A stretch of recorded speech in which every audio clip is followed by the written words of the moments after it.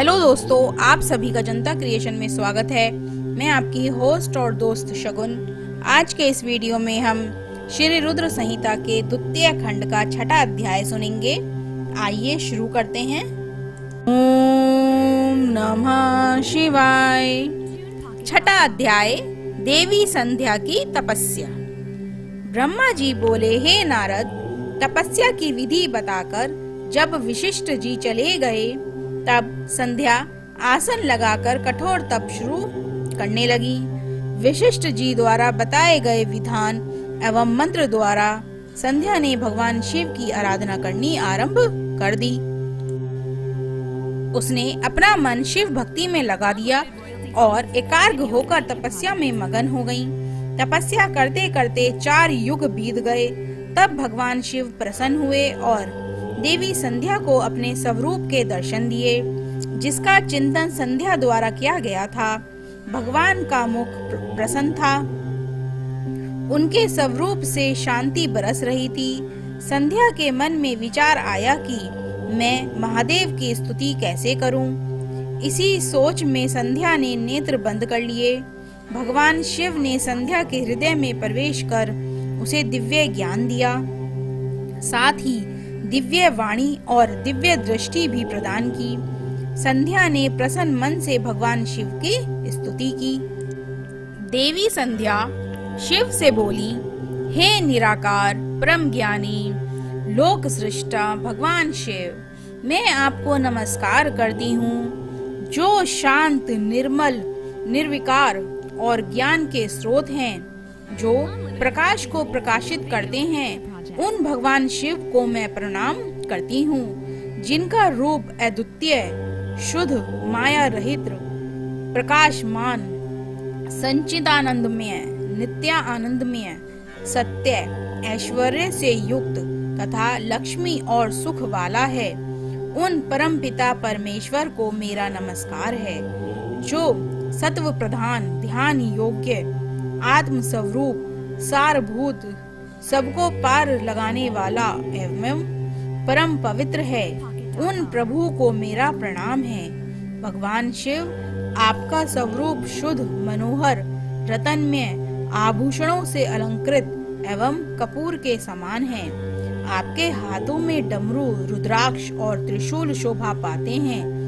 आपके इस दिव्य चिन्मय सुगुण साकार रूप को मैं नमस्कार करती हूँ। आकाश, पृथ्वी, दिशाएं, जल, तेज और काल सभी आपके रूप हैं।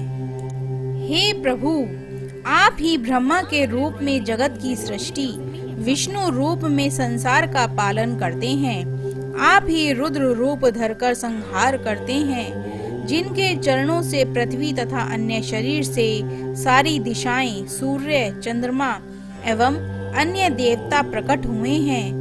जिनकी नाभि से अंतरिक्ष का निर्माण हुआ है, वे ही सद्ब्रह्म तथा परब्रह्म हैं। आपसे ही सारे जगत की उत्पत्ति हुई है, जिनके स्वरूप और गुणों का वर्णन स्वयं ब्रह्मा विष्णु भी नहीं कर सकते।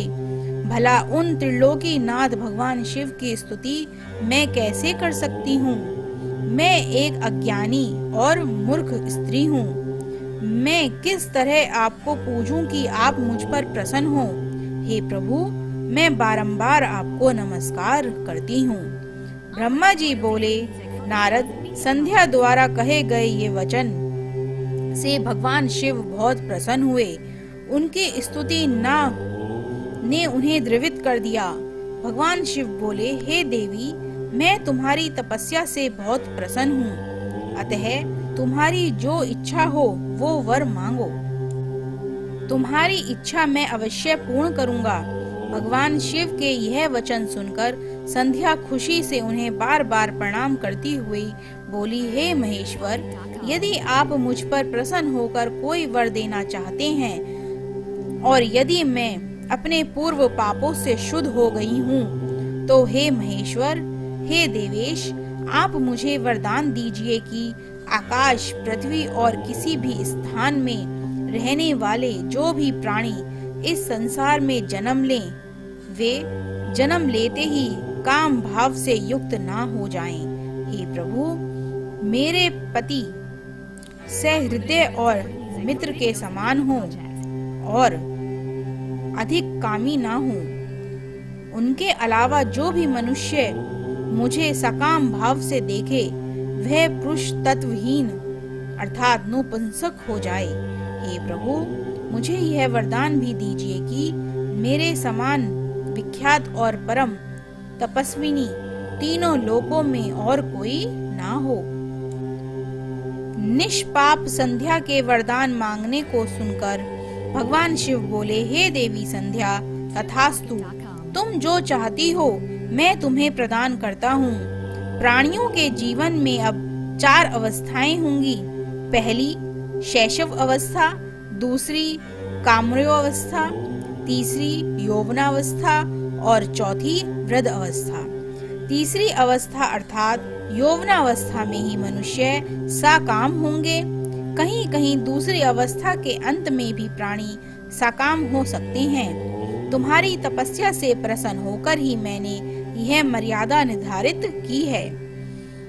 तुम परम सती होंगी और तुम्हारे पति के अतिरिक्त जो भी मनुष्य तुम्हें सकाम भाव से देखेगा वह तुरंत पुरुष तत्वहीन हो जाएगा। तुम्हारा पति महान तपस्वी होगा जो भी 7 कल्पों तक जीवित रहेगा। इस प्रकार मैंने तुम्हारे द्वारा मांगे गए वरदान तुम्हें प्रदान किए हैं। अब मैं तुम्हें तुम्हारी प्रतिज्ञा को पूर्ण करने का साधन बताता हूँ।